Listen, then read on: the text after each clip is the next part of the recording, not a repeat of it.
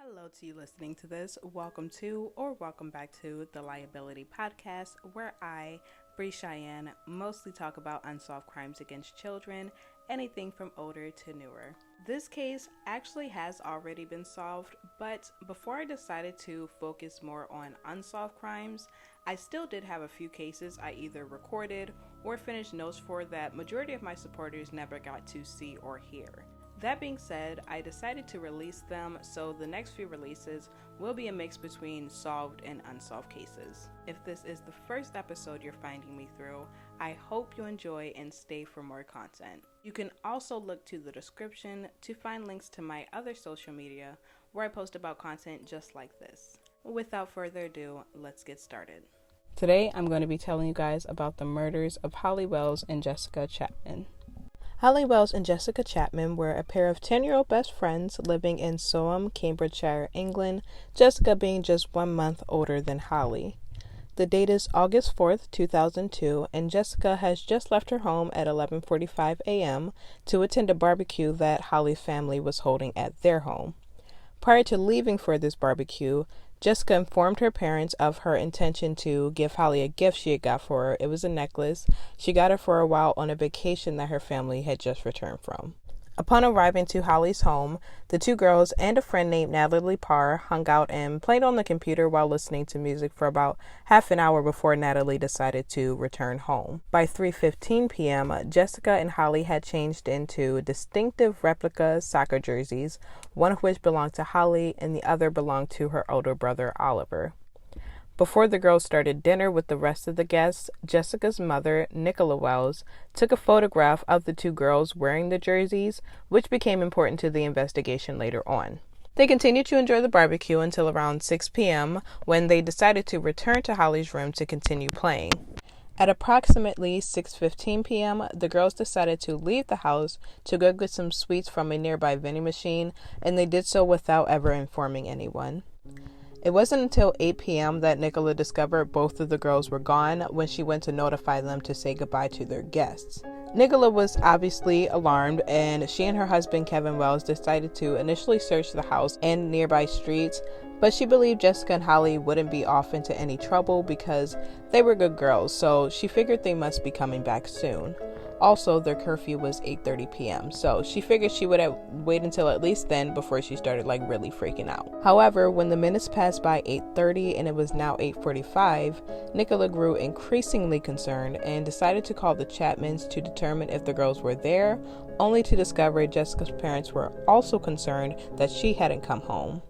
Subsequently, both girls were reported missing by their families around 10 p.m. on August 4th. The search to locate the girls became one of the largest in UK history. Police immediately began investigating, and over 400 officers were assigned full-time to the search, with the added help of hundreds of volunteers and Air Force personnel that's stationed at nearby air bases. The photo Nicola took of the girls just a few hours prior to their disappearance, the one of them wearing the matching soccer jerseys, it was released in the media as well as their physical descriptions. The parents of both girls were adamant that their daughters were not prone to talk to strangers, with this being something that was heavily impressed upon them from both their parents and at school. Investigators questioned every registered sex offender in Cambridgeshire and Lincolnshire, as well as over 200 registered sex offenders across the UK. All were eliminated as suspects. They also investigated any possible leads from the internet, wondering if the girls arranged a meetup with someone from there, which revealed no clues. On August 8th, security footage of the girls was released to the public, having been recorded just minutes before their disappearance, which showed the girls arriving at the local sports center for the vending machine at 6:28 p.m. Both sets of parents, as well as other family and friends, appeared on media pleading for any tips and information, and as a result of this, more than 2,000 phone calls and tips were received from the public. Shortly after Huntley's and Jessica's disappearance, Staffordshire police contacted Soham police to inform them that they believed it was connected to one that occurred in their jurisdiction the previous year. A 6-year-old was abducted, but fortunately she survived the assault by a perpetrator who was still at large. They knew the plates on the green Ford Mondeo used by the abductor were reported stolen. They also believed, in a separate incident, This individual followed a 12-year-old girl in the same area, although in this instance, he had placed a separate stolen license plate on the car. Obviously a forensic countermeasure. Coincidentally, this vehicle had been sighted in Cambridgeshire, the town of Holly's and Jessica's abduction. They included this information in later media releases about the abduction, but that route went nowhere in the investigation. At the beginning of the investigation, police started receiving reports from locals stating that they had saw the girls, all from varying times. One individual, Mark Tuck, told investigators he had driven past them at approximately 6:30 p.m. on August 4th.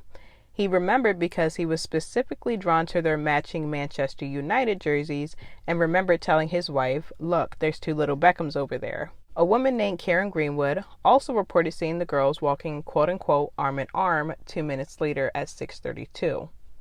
One woman in a nearby village 8 miles away claimed to have seen two girls whose appearance matched those of Wells and Chapman walking past her home the morning after the girls had been reported missing. On the evening of the girls' disappearance, there was supposedly a white van spotted around the neighborhood. Based on these reports, investigators located and seized this vehicle on August 7th, with no evidence being subsequently discovered. As you can see, that seemed to be like a running theme throughout this case. It was like a whole lot of and then nothing. But finally, obviously, this is a solved case, so obviously they finally got something. But for a while there, they kept hitting some blocks. A taxi driver will report to the police that on the early evening of August 12th, he saw a man driving a dark green saloon car, struggling to contain two female children inside his car before driving off south of Soham. Police launched a media appeal in an attempt to locate who this driver was, and the following evening, a jogger alerted police of two mounds of recently disturbed earth just outside of Newmarket, which is where the car was headed. Upon conducting a search, the mounds were discovered just to be badger setts, actually. A 28-year-old by the name of Ian Kevin Huntley reported speaking to the girls just before their disappearance. On August 5th, he told investigators he stopped washing his dog to engage in a brief conversation with them on his doorstep the previous afternoon. So I'm going to tell you guys a little bit about Ian Huntley.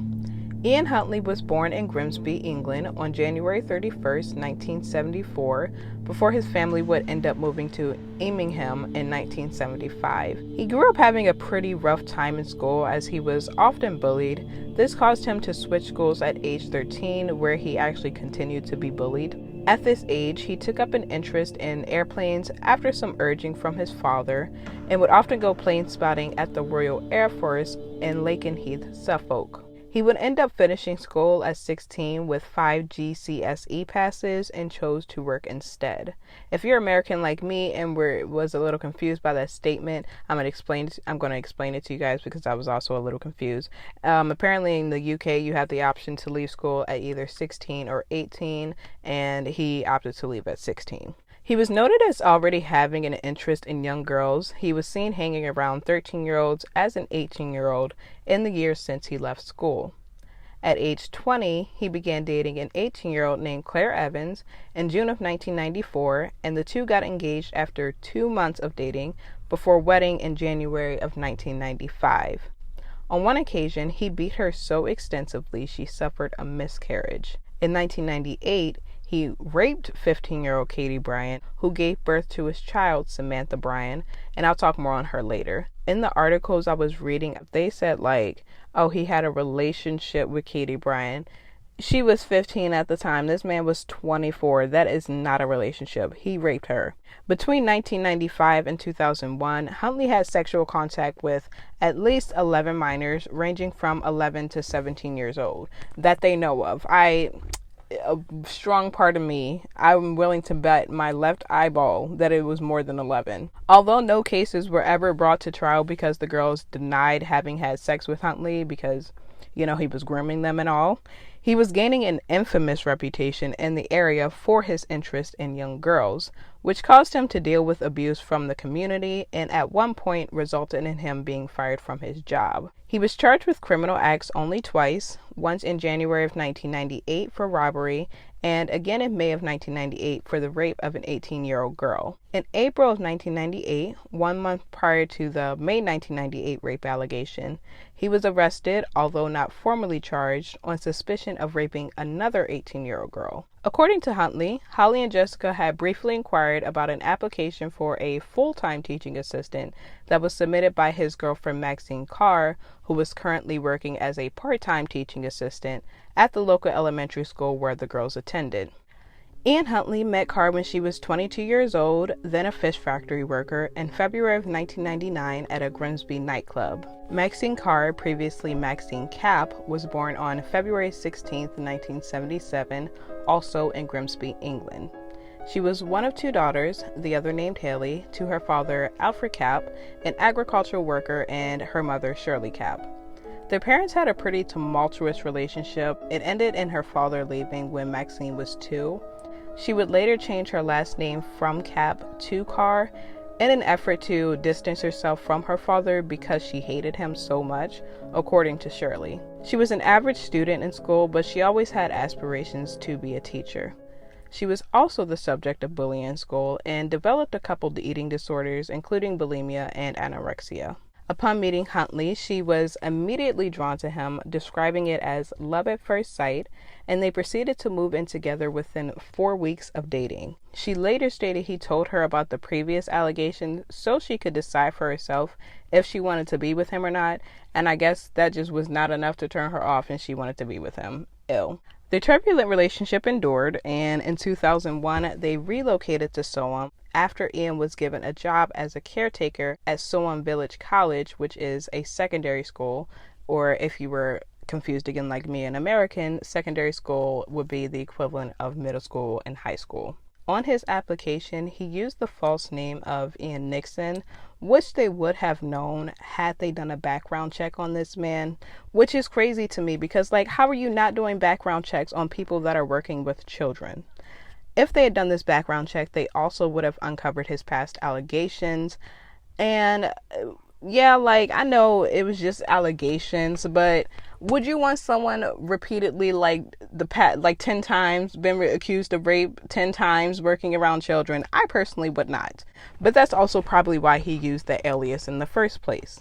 Alas, despite his lack of experience, he was granted the position, and he and Carr relocated to Soham, where he began his employment in late November. In February 2002, he secured Carr a teaching job at St. Andrew's Primary School, but she also lied on her application in regards to her experience and credentials. He claimed he informed them that it was not accepted. Back to the story now with Holly and Jessica on the doorstep. He claims he informed them that the application was not accepted, and one of the girls said, "Tell her we're sorry," before they both walked away in the direction of a local library. Police didn't fully believe this account, and one officer searched his house on August 5th.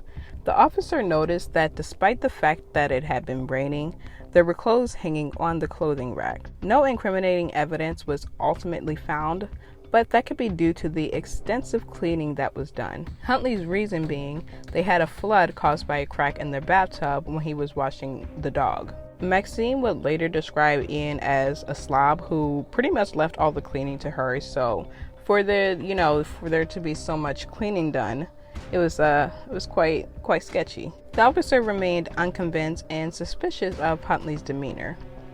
In the weeks since the disappearances, Huntley reluctantly agreed to several interviews to different media outlets, speaking of the general shock in the local community and his personal distress with regards to being the last individual to see the girls alive. In one interview, when it was noted it seemed as if he was the last person to see the girls alive, he said something along the lines like, "Yeah, it would seem so." In another interview, he said he was holding on to a quote-unquote glimmer of hope they would be found safe. During this time, during the search, he even approached Holly's father to offer his condolences. Huntley actively participated in the search and would regularly ask the officer questions such as, how is their investigation progressing, and how long does it take for a DNA profile to come back, and just how long could DNA evidence survive before deteriorating, and just real specific, suspicious questions. Huntley was observed by an officer as having 3 scratches on his jaw, but he attributed that to his dog. Carr was also interviewed by the press, and she corroborated Huntley's story, adding how she wished they could have stopped what happened. During one interview, she spoke about a letter and a box of chocolates she received from Holly upon hearing of her application rejection. Knowing that, to me, immediately raised suspicion on Ian's story, because if the girls had already known about Carr's rejection, why would they stop to ask Huntley about it? By the second week of the girls' disappearance, Huntley was displaying visible signs of insomnia and weight loss. He was prescribed antidepressants 9 days after their disappearance. On August 16th, Huntley and Carr were formally brought in to separate locations and questioned by police, both for approximately 7 hours, which I'm not even gonna lie, that's a pretty long time. After providing witness statements, they were placed in a safe house. By this time, unbeknownst to them, police had received tips from several Grimsby residents that recognized Huntley from his television interviews, and they recalled that he was accused of rape several years earlier. A later inquiry that I'm going to talk about a little later criticized the investigation for this, since, he was literally the last person to see them alive. Why would you not look into the last person that said they saw these girls alive is beyond me. Others reported that, contrary to what Carr said in her interviews about her being home in Soham that August 4th night, she had in fact been socializing at Grimsby Town Center on the night of the girls' disappearance. A picture later surfaced of her kissing a 17-year-old boy who was 8 years her junior at that time, which he said was a 20-pound bet he made with his friends to kiss the ugliest girl they saw. That's so petty. I don't even think she's ugly, to be honest. The same evening, police conducted a thorough search of both Huntley's home and the grounds where he worked. By the way, Huntley, where he lived, was on the grounds where he worked, as he and Carr remained under police watch at separate locations outside Soham. Huntley's home, again, was noted as being obviously recently cleaned, meticulously at that. The evidence they discovered was not made public at the time, but the items recovered from a hanger at Huntley's workplace were the clothing the girls had been wearing, including their charred and cut Manchester United jerseys. Fibers from the jerseys were proven to be a match to samples retrieved from Huntley's body, his clothing, his house, and his car. Furthermore, his prints were discovered on the bin where the clothes were found. On that same day, Huntley's car was forensically examined, and they discovered that although he also thoroughly cleaned that, traces of a distinctive mixture of brick dust, chalk, and concrete was the same type as the road leading to where the girls' bodies would eventually be discovered. At this time, they didn't know that. His car was also missing a rear cover seat, and they noticed he tried to replace his trunk lining with carpet, like carpet from the house. After the discovery of the children's clothes, police decided to arrest Huntley and Carr on suspicion of abduction and murder on August 17th. Investigators initially stated they strongly believed the girls had been abducted, and by August 7th, they changed that to murdered. During initial questioning, Huntley refused to answer questions and appeared evasive, confused, and emotionally detached. In an apparent effort to appear more mentally ill than he would start drooling during the questioning. He claims there was another reason for this, and I'll get into that later during the trial part, but accordingly, police sent Huntley to a mental institution to undergo an evaluation. On the other end, Carr quickly confessed that her August 4th story was a lie. She revealed that before she returned to Soham, Huntley told her over a call, "The thing is, Maxine, they came into our house." According to Carr, Huntley told her a story about how Holly had a nosebleed, so he assisted her with it while Jessica watched. He claims the girls left right after, but that the earlier rape he was accused of had been untrue and caused him to have a mental breakdown because of what he went through. Thus, if he was quote-unquote falsely accused of involvement with this case, the same result would ensue. According to Carr, she came up with the idea to lie for him because she loved him and was holding on to the belief that he didn't do it and didn't want him to go through what he previously went through. On August 17th, the same day that they got arrested, a 48-year-old gamekeeper named Keith Pryor, along with 2 other friends, discovered the bodies of both girls lying side by side in a shallow deep ditch in Lakenheath, Suffolk, at a location more than 10 miles east of Soham. If you'll recall, Lake and Heath is where Ian used to like to go plane spotting when he was growing up. They noticed a foul smell before discovering the bodies and immediately reported it to the police. Both bodies were in an advanced state of decomposition, and in an apparent effort to destroy evidence, the murderer or murderers attempted to burn both bodies. The bodies would eventually be identified as belonging to Huntley, Wells, and Jessica Chapman, but the following day after the discovery, a press statement to the media was released confirming the discovery, adding that although a formal positive identification would take several days, they were, quote-unquote, as certain as they possibly could be, they were that of Holly and Jessica. Even after being informed of the discovery of the bodies and the other evidence against Huntley, Carr still insisted that he was innocent. Like, she was blinded by love. That girl was not trying to hear nothing. On August 21st, the bodies were positively identified via DNA, and 9 days later, a public memorial service was held and attended by approximately 2,000 people. An online book of condolences garnered more than 31,000 messages, and on August 24th, football clubs across Britain held a minute of silence to honor the girls. The coroner on the case, Dr. Carey, couldn't determine a precise cause of death for either girl, but he hypothesized the probable cause was, quote-unquote, interference with the mechanics of breathing or asphyxiation. During the trial, he also stated that their deaths were likely the result of one or more third parties, as you know, 2 10-year-old friends don't just simply drop dead together. Decomposition was also so extensive, whether they had been sexually assaulted couldn't be determined either. He concluded that the girls almost certainly were killed at a separate location from where they were discovered and placed there within 24 hours of their deaths. By August 20th, investigators had enough evidence to formally charge Huntley with 2 counts of murder.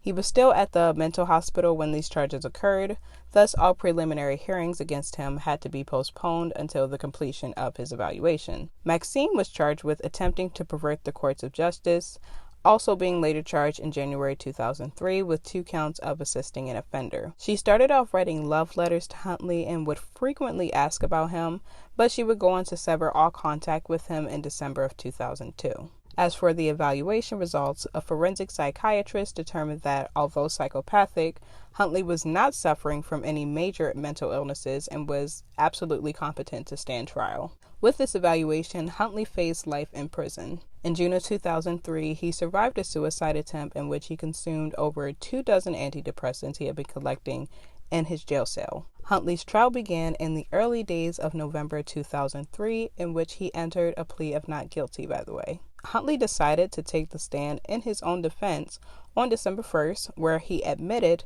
both girls had died in his house, but that neither was intentional. He claims one was a complete accident, Holly's, and that the other was a direct result of his actions, Jessica. But let me tell you what this man's story about how Jessica Holly's quote-unquote unintentional. So his story was that shortly after 6:30 p.m., Holly and Jessica entered his home because Holly had a nosebleed that wouldn't stop. He says they went into the bathroom which was in their master bedroom, and he admits this was inappropriate. Both girls sat on the edge of either side of the tub. He says the tub was already full of water because he had been washing his dog. He says while they were all inside the bathroom, he's handing wet tissues to Holly when he accidentally slips and knocks Holly into the bathtub. Holly's now in the bathtub and starts to drown while he says he just stood there in shock. Y'all, what?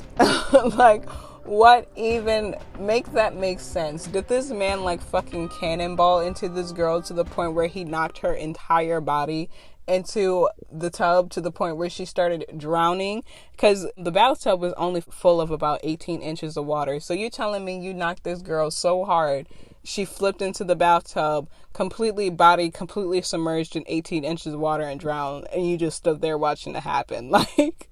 But y'all, that's not even the crazy part. He wasn't in enough shock because when Holly started blaming him, he says she started screaming, you pushed her. He, quote unquote, accidentally suffocated her while attempting to get her to stop screaming. He claims his first coherent memory after was sitting in a vomit near Jessica's body. He continued to give some super tearful woe is me story, and that he concealed all the evidence because authorities / paramedics might deem their deaths intentional. Gee, I wonder why. He also says that he was not attempting to appear mentally ill during questioning, but that the girls' deaths were just so traumatic, it temporarily erased his memory and his brain just froze when he was being questioned. The mental gymnastics this man was jumping through to explain this. He lied repeatedly. Phone conversations secretly recorded between him and his mother. You could hear him saying he, quote unquote, didn't remember what happened. Then he says he definitely remembered they left his house.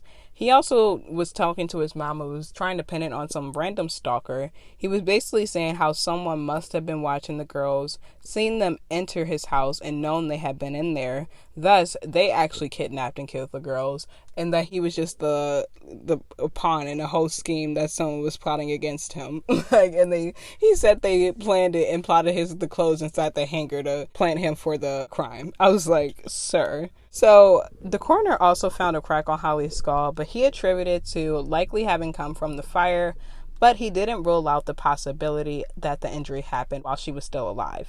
The prosecutor's story was that as the girls passed by Huntley's home after going to the vending machine, he lured them in at approximately 6:37 p.m., claiming Maxine was home, whom again the girls were familiar with. It's known as 6:27. Huntley had a heated argument during a 4-minute phone call with Carr. Carr was said to be pretty flirtatious when drinking, engaging in various one-night stands, and the two were pretty much both cheating on each other throughout their relationship. It was later revealed Ian was cheating on Carr with a co-worker, all while still trying to minimize Carr's social interactions to limit her cheating on him. It was just a mess. That's why I said, when I was talking about that, said their turbulent relationship, it was a mess, but that's not even all of it. Like I said earlier, if you'll recall, two couples, the girls were spotted at 6:32 walking past Ian Huntley's home, but for some reason they turned around. The prosecution claimed he murdered them in a jealous rage after getting off the phone with Carr shortly after they entered his home, which they knew because he shut Jessica's phone off at 6:46, either outside his house or within the grounds of Soham Village College. So they definitely knew the girls were dead by 6:46 p.m. They argued that the likely motive was sexual assault, even though, again, that couldn't be conclusively determined. I completely forgot to say this earlier. I just completely skipped over it, but a phone conversation recorded between Maxine and Huntley's mother. This was secretly recorded. Maxine said that Huntley told her it was the quote-unquote dark-haired one with the nosebleed, so Jessica, not Holly. She also said his story didn't add up because he called her sometime around 6:40 when she was going out, and she said he was speaking rather calmly and didn't even indicate he saw the girls until the very next day. So based off of that, honestly, all that information, the prosecution story made way more sense to me, obviously, because Ian Huntley's is a bunch of bullshit, but if the girls were seen, as mentioned earlier, the footage got them going to the vending machine at 6:28. So if they went to the vending machine, it don't take long to get something out of a vending machine. So about a minute or two. By 6:32, they're walking past Ian Huntley's home. Like the couple said, they saw them. And I'm guessing they probably got in. The prosecution hypothesized 6:37, but I think it was probably a little bit, maybe just a few minutes before 6:37. If they were definitely dead by 6:46, Maxine said he called her around 6:40. As for Maxine's charge for assisting an offender, police believe Maxine knew about the murders soon after they happened.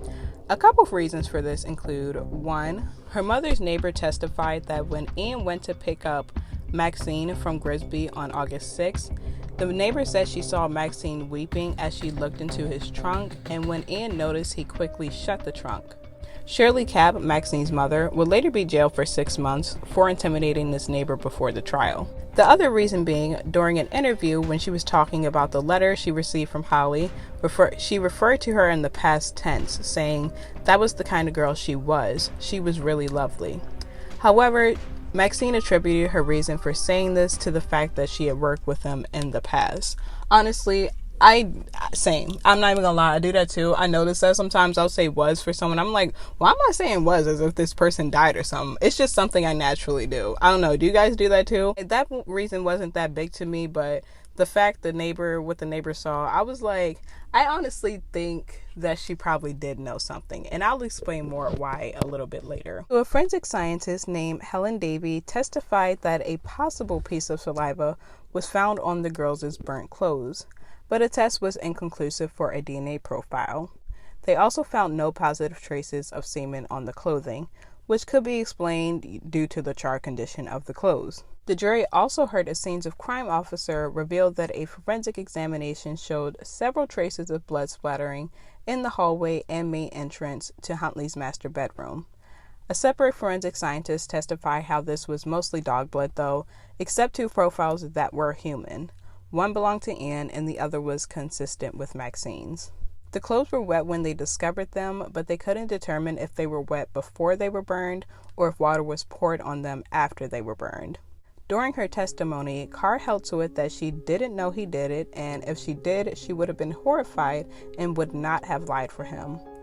Although she initially claimed he was an equal partner and nonviolent when she was questioned by police, she was now saying he was abusive and controlling, and that she actually lied because she was pushed into a corner, not because it was her idea like she said earlier. She initially also told police that he had hit her only once and never again. Haley, who if you remember is Maxine's sister, she spoke about how he basically started off charming Maxine with like gifts and flowers before eventually turning violent and abusive, which I honestly believe, because that's why I think Maxine knew about the murders. I think she really felt like she had no other choice, that Ian did tell her about the murders, and that's why she was seen crying into the trunk of the car. She knew about the murders, but that she was too afraid of Ian because he was abusive, so she lied about it, gave him the alibi and everything, but eventually when she was caught by police, she didn't want to be further convicted, so she just basically kept that part secret. Also, the whole thing just seems believable to me about Huntley being abusive and controlling, because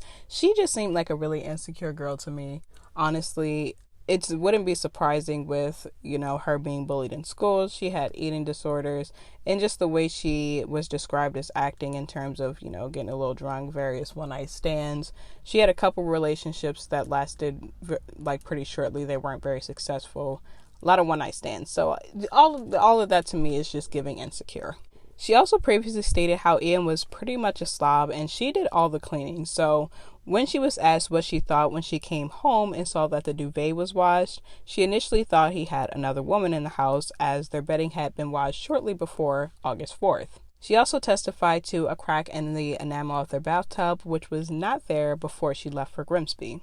Anne Huntley would eventually be convicted of both counts of murder and sentenced to life in prison with a minimum of 40 years, becoming eligible for parole in 2042 at the age of 68.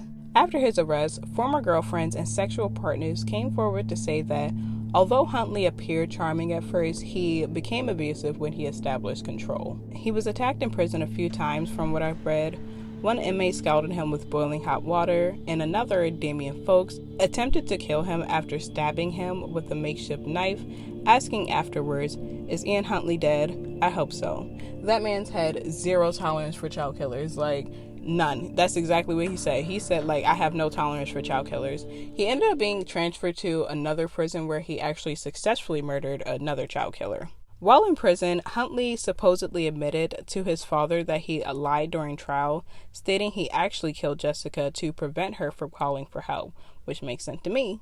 He made a second suicide attempt in September of 2005, this time consuming 50 tablets. He survived again. Obviously I said attempt. After his second attempt, he says he has accepted his fate of, that the rest of his life is going to be in prison, and that he's never applying for parole out of consideration for Holly and Jessica's family. In a taped confession he gave before his second attempt, Huntley stated that he had in fact told Maxine about the murders, and he wanted to own up to them, but he says she slapped him in the face and told him to get it together. He says she did not want to lose her job or their house. He also says she lied in court about how the bodies were disposed of. He claims that Carr ordered him to burn the bodies, and while it was believed the bodies were disposed Sunday evening, it was actually done Monday morning. He said they sat in the trunk of his car during the night. The story was otherwise consistent with the rest of what he claims happened.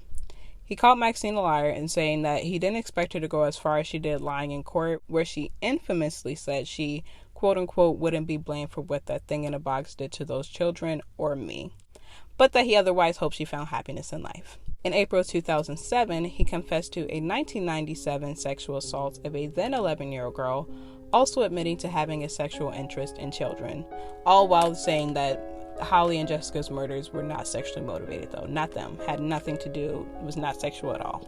Maxine Carr was found not guilty of assisting an offender, but she was found guilty of perverting the court of justice.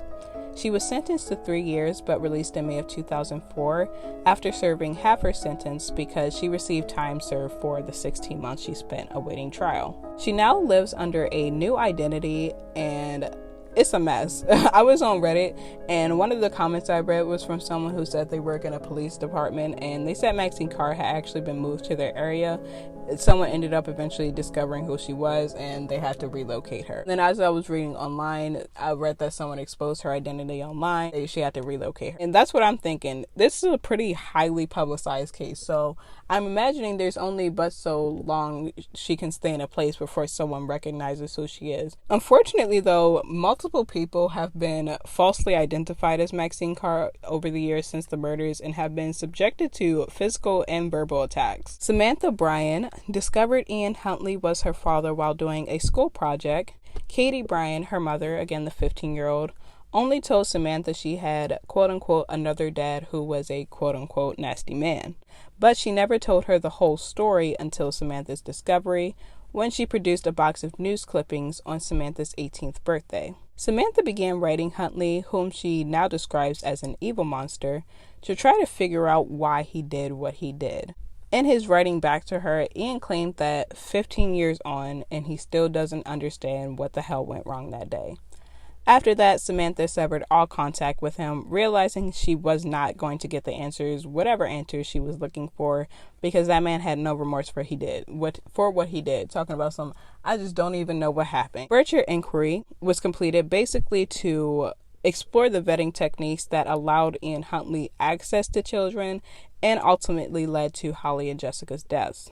In this inquiry, a database was recommended to close the gaps of information sharing between police departments. As a result of this, the Police National Database would be eventually implemented to do more of a soft search on people's allegations or investigations that did not result in a conviction. In April 2003, the house where the murders occurred, 5 College Close, was demolished and is now just a patch of grass. New people continue to move into the town of Soham, unaware of the terrible crime that continues to plague the minds of its residents. Both of the girls' parents still live in the Soham area, and although residents don't speak of it, seeing the parents is almost always an instant reminder of what happened. The stress following Holly's death almost caused her parents to split, and her brother Oliver spoke about her murder publicly for the first time a few years ago, saying he wishes he could see what she would have looked like now, and they still talk about her quite regularly. Kevin Wells, who, again, Holly's father, said in a statement, "We will never forget Holly, but life does move on. It has to, and the intensity of your grief does diminish as the years pass." Sharon and Leslie Chapman, Jessica's parents, have rarely spoken publicly since her murder, but made a statement a few years ago as the 1-year anniversary of the Police National Database came, saying they hope the database will mean other families don't suffer the same loss and heartbreak they did. As I was doing the outline for this, I completely forgot why I started this outline. So when I initially started researching this case, it was because my mom was watching Psychic Investigators, and I was like, I want to see, I want to do a podcast or a video on it, a case that was solved where a psychic helped with the investigation. And that's how I found this case. But the thing is, I forgot about it because you cannot find this man mentioned in any articles unless you specifically search his name up in relation to the case. So David Mackenzie is a psychic that Holly's family went to visit for information. This was before the girls' bodies were even found.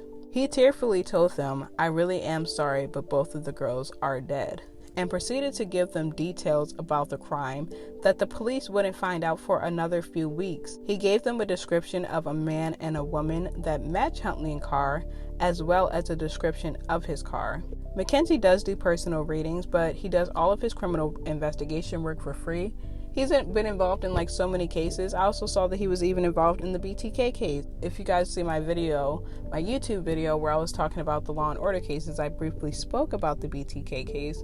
And again, when I was researching that, nothing about this man. But I just thought that was interesting, so I just wanted to include it. But that is all I have for you guys. I am done. Ian Huntley is in jail where he should be, and Maxine Carr is God knows where. If you stuck with me all the way until the end, thank you so very much. Whatever server you're listening to this from, go ahead and do what you gotta do so that you can stay updated on my next podcast where I'll be discussing the Cleveland torso murderer.